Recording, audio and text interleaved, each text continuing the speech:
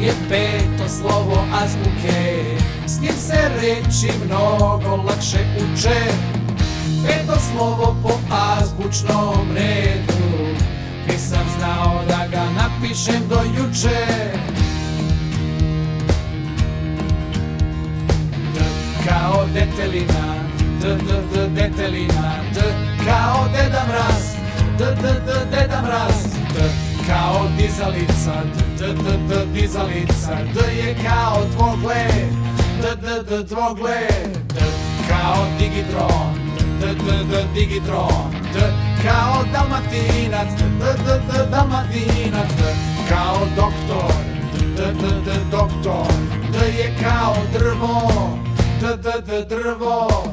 Slovo D je peto slovo azbuke, s njim se reči mnogo lakše uče.